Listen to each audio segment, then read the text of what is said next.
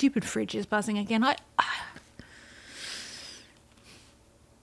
buzzes like a friend. Hello, it's me. This week's post was highly flammable, a bit burny, all fiery, and it wasn't really. But there was a lot of fire analogy, use your words, symbolism, and other words that I don't have at my disposal right now, which is sometimes happens. The post was called Burn Before Needing. It's kind of loosely based on Burn After Reading, which is a quirky little Coen Brothers movie. You think that's a schwinn? No! But it's burn before needing, and perhaps you feel after reading it that you should have burned before reading. You're weird. It's loosely about making sure that you extract all the juice from the oranges. I'm squeezing it. Wait, this is about fire, not fruit. Too long didn't read. You need to sit with the thing, let it burn, absorb the smoke, and when you need it in your work, you'll be able to draw on it. Maybe even literally draw. Makes no sense. Let's get into it. At the start, so this idea of like the ceremony of sitting with the thing so that you can work out what you can get from it, what you can use for the fuel in your work going forward. Don your ceremonial garb, dressing gown, smoking jacket, or whatever core uniform you desire. Whatever core. I don't know what my fashion style is, but I read this newsletter called Blackbird Spy Plane that introduced me to the idea of Gorp core. And all these different kinds of cores that are fashions. Gorp core. Gorp? Anybody into Gorp? Yeah. Which is one of my favourite expressions. It's kind of like outdoor camping wear that you wear for a style statement. Like you're never going camping. It's like your Patagonias and your North Faces and... I know the end is coming soon. You can't call it granola style because that sounds dismissive, but if you call it Gorp core, then that kind of sounds amazing. Gorp, of course, being trail mix. Gorp stands for good old raisins and peanuts. Gorp core. And then you have like norm core, normal wear, dad core. I was trying to figure out what my core, and I wrote whatever core there, but I think mine would probably be bore core. So boring. Although this shirt, which is amazing. Maybe this would be called deny core, because I'm in denial about getting old. I'm going back to teen Janeen. I talk a little bit about Karen core as a footnote to the post. Like, what do Karens wear? That must be a uniform. Karen.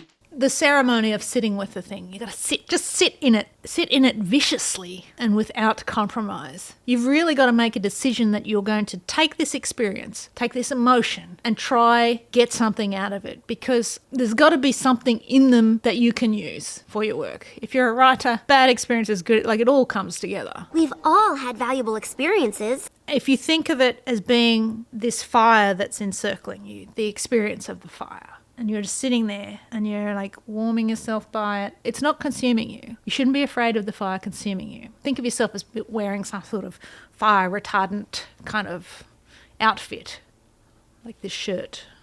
You're totally safe. Don't be afraid. There's nothing to be afraid of. You got to wait for this experience to speak to you through the smoke. Some deep shit. I don't like it. And then I kind of got stuck on this idea of like, if you were in a smoker, which makes it all very meaty based, but the idea of like, if you smoke meat, like it gets a really nice flavour to it. And that's essentially what you're doing. Righteous flavor. You're just getting the smoke into your lungs and into your skin to make you absorb this message, whatever the message is. Don't push me, cause I'm close to the edge. It's all creative kindling. You just got to light this creative kindling and get the inspiration from it. I think the idea of sitting with success smoke and blowing it up your own ass, you should do that from time to time. Like, celebrate your successes. Let's have a party. Because they don't happen very often. Let's just admit that. Sometimes they never happen. Certainly never really happened for me. That's not true. That's a lie. I have a lot of successes. They're not financial successes, but I think I win a lot of things, and sometimes I can sit back and look at it and say, that turned out. You done good. And then I went on to people. People are on fire all around you. So much fire. And some people, you kind of want to blow their smoke away. Smokers are jokers! Because their bad smoke will get in your lungs and you'll pass out. And I mean, you'll be revived. You won't die from it. But if you spend too long with them... Smoking's got to go. Then the idea of like sitting alone.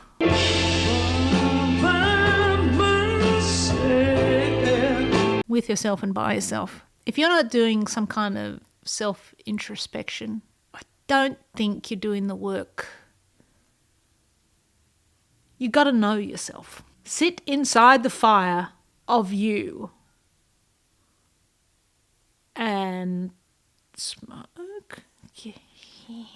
I'm a smoker. Blowing smoke up my own ass here. And then finally I got to the idea of analysing your work, the results of your work, sit with the idea, pay attention to all the smoke tendrils that are coming off it, and get better ideas. Follow one of those.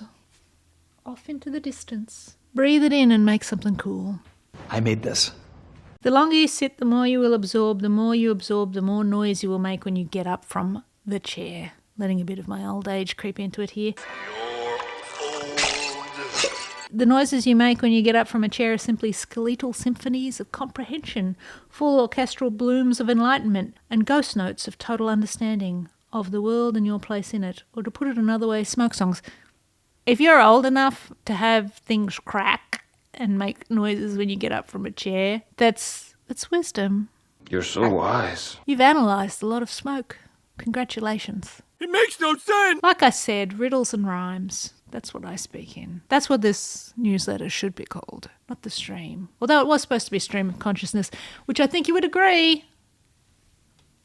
Makes no sense. I did not really plan this talk, and here we are. Maybe if I did plan it, it would go a lot smoother. Awkward. Sit in the fire of your life. Find your smoke. No real concept this week. Just me rambling. And on that note, love what you love, and I'll see you next week. It should be noted that I am a Karen age. I'm from a generation that had actual Karens, called Karen. What's that scene in Goodfellas? What was I supposed to do? Karen! They were in everything. That's all the money that we had, Karen. I was dependent on that. Why did you do that? Karen, what have you done? Poor Karens. Poor actual people called Karen. It's quite sad. When I started out on Sunday night, this was the list that I wrote so that when I got up on Monday morning, I would know where I was starting. And I've just written Burn Before Needing. I already had the title. Sometimes titles, I work well if you give me a title. And I say you, I mean me. If I give myself a title. There's no one else here, Janeen. Who are you talking to? If you give me a title, I don't know. Sometimes I think a good headline can help sort of inject some fuel into the pistons of that motor that can get you thinking about the direction you're going to take, or just get the tone of it correct right from the start. It's probably obvious that I like a good pun. I once owned the domain name Let the Right Pun In, which was going to be, guess what, a puns-based website. And of course, Let the Right Pun In was based on the movie Let the Right One In. It's not really a pun though, is it? It's just really a play on words. Is that a pun? I'm getting way off point here. Oh yeah, so I sat down on Sunday night and I wrote a list. Burn Before Needing, we just talked about that. That's the headline. Bad reasons to sit, good reasons to sit, who you sit with your work. In my mind, the night before, I was going to have at least 4 paragraphs that dealt with the things that you should sit with and work out, or the kinds of things that you should sit with an overarching goal of like, these are the things that become the creative kindling in your work. So I'm calling them lessons that you get out of it, but it's really just fodder for your work that you're keeping. The smoke becomes the fodder. Why did I wink then? That was weird. So bad reasons to sit. Sit in the sadness, sit in the shame, sit in the shit and the pus, sit in the rejection, the sting, the solemnity. It's a really hard word to say. Sit in the anger and glare and angry eye and feel the wrath thou hast wrought. Good reasons to sit. Sit in the victory, sit in the centre of joy, sit in the corners of it and dine on the... And then I didn't finish that sentence. The wins, the triumphs, the success and the love. Then who you sit with. Sit alone, sit with friends, sit with those you don't agree with and don't care for, sit with strangers, sit with sad people, sit with dogs and cats and quiet hamsters. So the hamsters were there right from the start, in case you were wondering. My foot's gone to sleep. Hamster. Then I've written, sort of as a summary of what I wanted to get around to, burn before needing, the sitting is the match, otherwise it remains unlit in you. Feasting on the wood pile, getting termites in the wood. Get the fuel in there and burn it, suck the smoke into your essence. It will be part of you and ready to use when it's ready. Use or use not. The smoke is in you. Sit in your life. There is much to ignite. And then I've written, Patti Smith, if you don't understand a poem, just sit with it and let it wash. I think she's been putting out videos this week about Rimbaud. Is it his birthday? And she was talking about how people sometimes say that they don't understand poetry, it's too difficult. And she was saying about how she didn't understand Rimbaud when she first... You just got to sit with it. Now that I'm reading that, I think I wrote that on Wednesday. That was the first line I wrote on this piece of paper. Sit with things and let it wash over you. Thank you, Patti Smith. You're a legend. Do the what you see.